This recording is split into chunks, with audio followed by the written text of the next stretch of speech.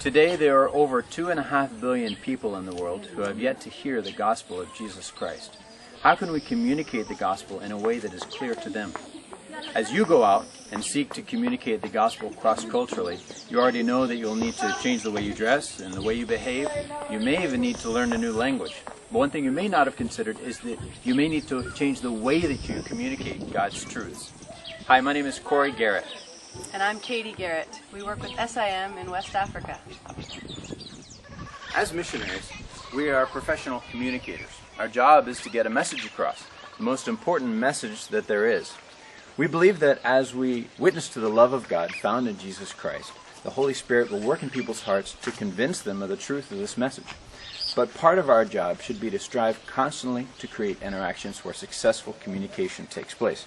And that means that the message is clear not only to the speaker, but to the listener as well.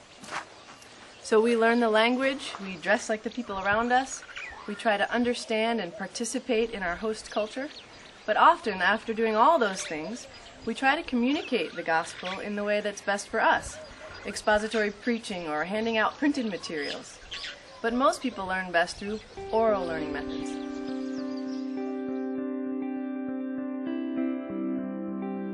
What are oral methods of communication? Oral learners learn best through stories, songs, chants, and drama. Typically, oral communicators learn best by starting with the concrete and then moving to the abstract. Literate learners, on the other hand, learn well with lists, outlines, and principles, and are comfortable starting with abstract concepts that are applicable to a wide range of situations. Literate learners also like having information written down so they can come back to it later. Oral communication is founded on trust in the relationship, where for literate learners, the printed word is generally considered more trustworthy than hearsay. We understand the importance of learning styles in the classroom. Different people receive information best through different means. A person can be left behind in learning if they are taught in a way in which it is difficult for them to receive information. School systems and teacher training programs spend much time and effort trying to make sure that students of all learning styles are given the best chance to succeed. Of the 2.5 billion people who have not yet heard the gospel message, about 2/3 learn best by oral means. But the vast majority of Christian outreach, by some estimates 90%, uses highly literate methods like printed materials and analytic and abstract presentations of the gospel. Explaining the gospel in a way that is easy for our hearers to understand is our burden as communicators. Using oral learning methods does not mean no longer using literate means, but adding oral means of communication to our toolbox as a way of communicating the gospel. Out of some 6,800 living languages, 2,400 have no portions of the Bible translated. Using oral methods like chronological Bible storying can help us reach those people and create a desire for Bibles and needed facilitators for Bible translation projects.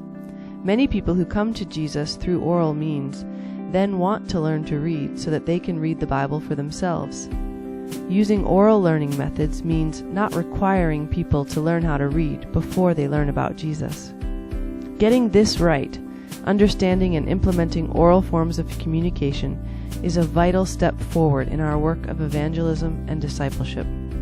God's Word has transforming impact on people's lives when we present it in ways that they can understand. For example, missionaries worked for 25 years with the Tiv people in central Nigeria and saw only 25 baptized believers as a result. Their medium of communication was preaching, which they had learned in Bible school was the proper way to evangelize. Then some young Tiv Christians set the gospel story to musical chants, the indigenous medium of communication.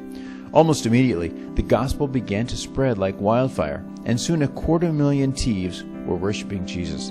The Tivs were not as resistant as the missionaries had thought. A change in method brought abundant fruit. Prior to this, the gospel had been proclaimed, but it had not been heard. The communication strategy chosen had not spoken to the hearts of the people. This story underscores that groups may not be necessarily unresponsive, but may have not yet received the gospel in their learning style. Where traditional literate methods have failed to reach people, appropriate oral strategies have succeeded. We should be aware of the way people communicate and take in information at all levels of our work, from evangelism to discipleship to leadership training. Often when we see leadership gifts in people, even those from oral cultures, our first thought as literate learners is that leaders should be trained in Western-style residential seminaries. Bible and leadership training that is done without any awareness of communication styles, however, in effect trains leaders in forms of communication that will not necessarily be the best for their context. A young man from a Hindu background accepted Jesus as his Lord through the ministry of a cross-cultural missionary. His hunger for the Word led him to a Bible college far from his home for a 2-year course of study, after which he returned to his home village. This young man, now a pastor, began sharing the good news of Jesus with his friends and family, using the same methods he had learned at Bible school, lectures and printed materials. To his dismay, he saw little understanding of his message and less fruit. The young pastor was discouraged at the lack of results. After a year of frustrating ministry, the pastor attended a seminar on how to use oral communication methods. When he returned to the village, he started using stories to tell people about Jesus and traditional musical styles to write songs telling about what God has done in history. As people began to really understand the message, they began to accept it, and in just a few years the young pastor had planted 75 churches with almost 1,500 believers. The solution is not to abandon using literate learning methods in theological education, but to add teaching about the importance of using oral communication styles. When those who are closest to the culture, who are best able to contextualize the message, have an awareness of learning styles, they will be able to communicate their message well to oral communicators, no matter how they learned it. Now, maybe you're saying, we know using oral communication methods is important, but how do we do it? One of the main tools in the Orality toolbox is chronological Bible storing. It's a method of telling the stories of the Bible in order from creation to the cross. There are many different systems for storing, but what they have in common is that they make sense to oral learners because they get to know not just theological categories and vocabulary, but God's story. By seeing how God has acted in different concrete situations, they get to know Him. By going through the Old Testament, including all the prophecies about Jesus, they come to understand Jesus in the context of the big story that is God rescuing and renewing all of His creation. Storying has the added advantage that it is a non-confrontational way of sharing the gospel in hostile situations. It is also reproducible.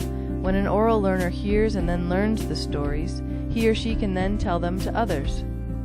Storying is a very flexible tool. It can be done in 10 or 50 sessions, from memory or read from booklets, with groups or individuals, in urban or rural areas. In Senegal, we've done storing groups with kids groups along with games and snacks, with adult men and women in villages where that was the only activity happening, as well as in conjunction with knitting groups, tie-dyeing groups, soccer clubs, and development projects. It is important to remember that a story will be considered trustworthy when it comes from a trusted source. Where literate learners would check the bibliography to make sure the source is trustworthy, oral learners check to see if the speaker is trustworthy. Another oral communication tool is the use of media. In addition to tapes, there are a wide range of MP3 players available that are specifically designed for evangelism, including ones with hand cranks and solar panels. Audio Bibles and recordings of chronological Bible storing are great ways to get the message out to oral learners. We can also preach using oral communication styles. You might think a sermon, because it's spoken, is always an oral communication, but in fact, most sermons are geared towards literate learners. Just saying something out loud doesn't make it an oral communication. One possible style of sermon that would be geared towards oral learners is a flower sermon or one-point sermon. A flower sermon has a main thought and any number of subpoints that each support, illustrate, and return to the central point. The petals of this flower are each an oral form of expression. Perhaps the first is the Bible story. The second petal could be a story from the local context that supports the point. The third petal could be a local expression, an illustration, or another story, and so on. Understanding oral learners and their needs takes getting to know them, so we'd like to introduce you to some folks who can help us understand the range of oral learners. As you listen to their stories, try to imagine how you would tell them about Jesus. Darshan is a fisherman in a port city. He started going to sea each day with his father from a very young age, rising at 4 a.m. and skillfully walking along the sides of the rocking boat, helping his father and uncles to pull their living into the boats and huge nets. Darshan never went to school.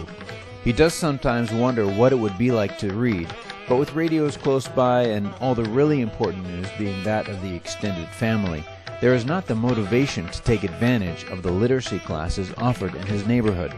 Darshan is a purely oral learner. Purely oral learners receive all of their information and values through oral means. Darshan will learn best when given concrete examples that illustrate abstract ideas, and so would probably benefit the most from stories without the use of exposition or abstract explanation of what the story means. Remember, about 90% of our ministry efforts to explain Jesus are based on literate methods. In this illustration, the green area represents oral communication methods, and the red area represents literate communication methods. What would a good mix for Darshan be? Most likely an approach that uses exclusively oral methods would be best.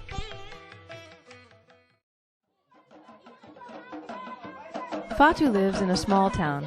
She attended school from 1st to 3rd grade, but as she was getting older and stronger, her mother needed her more and more to help out with the housework. She started out sweeping and pounding millet, but before long she was strong enough to carry water in a large basin on her head back to the house from the neighborhood spigot, and not long after was cooking the noon meal some days. When she goes to the market, the arithmetic she learned in school as a child helps her out quite a bit in checking the change the vegetable sellers give her. She remembers being able to read, and enjoys the pictures when she finds a discarded newspaper, but can't make out the sense of the words anymore. With all the housework, she's really too busy now to spend much time trying to remember, and these days is thinking more about the man that her parents might be thinking of choosing for her husband than reading. Fatu is a functionally oral learner. Functionally oral learners receive all of their information and values through oral means. Fatu, like Darshan, learns best by concrete examples that illustrate abstract ideas, rather than a discussion of the abstract ideas themselves, and so would benefit the most from being taught stories without the use of exposition. Most functionally oral learners, those that could at one time read but now cannot, are counted as literates in literacy statistics, but are not in fact able to interact with printed materials.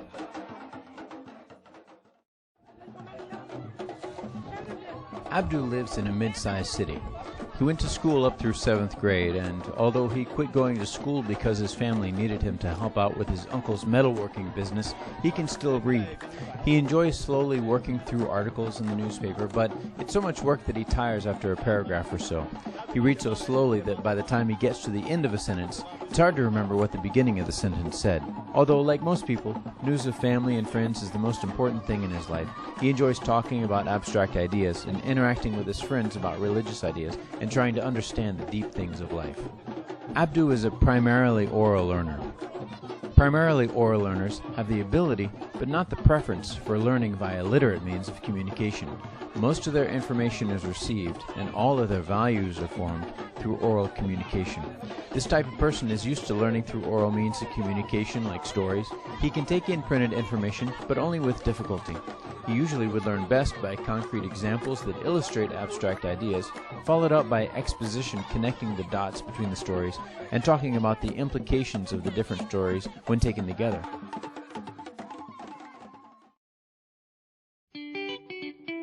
Rosa graduated with good marks from her high school and was able to enter the government nursing program.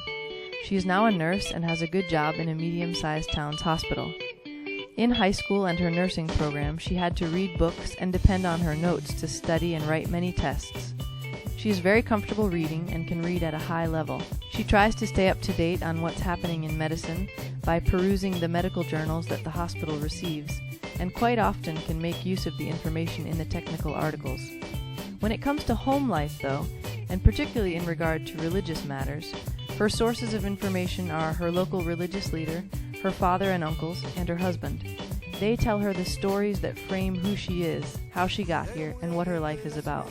Rosa is a literate learner in her professional life, but still has a strong preference for oral learning in her personal and religious life. She is used to learning through oral means of communication like stories, as well as through print. She can take in printed information very easily and apply it. She has no trouble learning just by talking about abstract concepts that help her understand concrete examples. Her religious and cultural identity, however, are very much the product of a culture of oral communication. Young was born as the son of an important government figure who, when Young was a middle schooler, gained a ministerial position. As a result of his father's influence, Young was able to study abroad and earned a degree in French literature. He now teaches at a university. His understanding of himself was fundamentally changed through his advanced studies and his time abroad, and although he doesn't see his parents' religion in the same light as they do, still is comfortable within its confines. Young now reads to understand what's going on in the world and to understand life. He loves learning and often reads for pleasure, trying to find some of the new classics that he can introduce in his classes at the university. Young does also learn through oral means. The stories that he hears in his neighborhood do affect him and help him understand himself and his world as much as his reading. Young is very comfortable learning through both oral and literate means. He can take in printed information very easily and can quickly understand abstract concepts. His religious and cultural identity are a product of both his reading and his cultural milieu. Highly literate learners like Young have both the ability and a love of learning via literate means of communication. Although most of the facts that they know about the world they receive via literate means, they still enjoy learning through oral communication methods. Their values are still primarily based on oral traditions, and they process what they know through the cultural understanding that they received as youth, which is informed primarily by oral communication.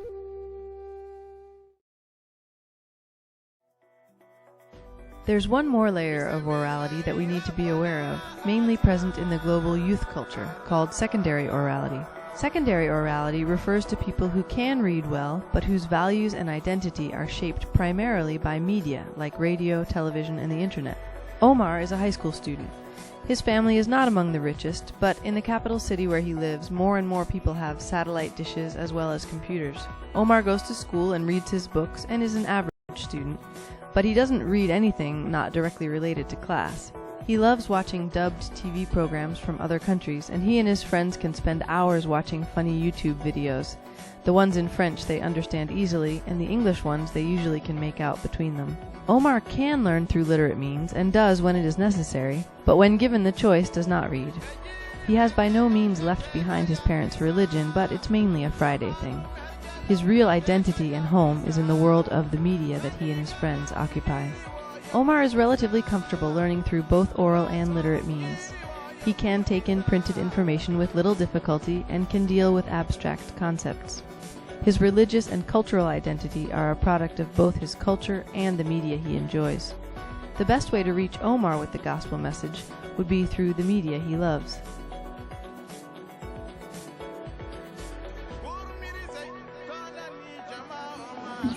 I'd like to ask you, what has struck you most about this film? What do you think you'll remember an hour from now? Is it me telling you how important orality is and quoting statistics, or is it the 6 stories about the oral learners? Most people would say that the most interesting and memorable thing about any sermon, presentation, or film is the stories. What do you remember from last week's sermon at your church? Chances are it's the stories. A key thing to remember when approaching orality is that we are all oral learners. Some of us have been taught to learn in literate ways too, but no one ever leaves oral learning completely behind. We can all do it, so it should be the first tool we reach for in the toolbox. Imagine that you are witnessing to Young, the highly literate learner we just met, and his family. You'll be witnessing to him, his high school son, who's a secondary oral learner, his wife, who is a primarily oral learner, and his mother, who is a purely oral learner. If you witness to them using literate means, even orally delivered literate means like outlines or lists, you'll only be witnessing to 2 of the 4. If you witness using storying or other oral means, you'll be witnessing to the whole family, wherever they are on this scale. You can then add literate means of learning for those who would benefit from it. For example, you could give Young a Bible or other book to supplement the oral learning that you do in the group. The lesson for us in mission is that we should work from a base of orality, using literate means where appropriate, rather than starting from a literate base and making oral learners fit into our mold. Jesus came meeting people where they were. As we go out, we should go incarnationally, meeting people where they are. In today's world, that means that we need to use oral methods to communicate the gospel so that they can hear, understand, remember, and pass on the good news. May God help us to communicate His message well.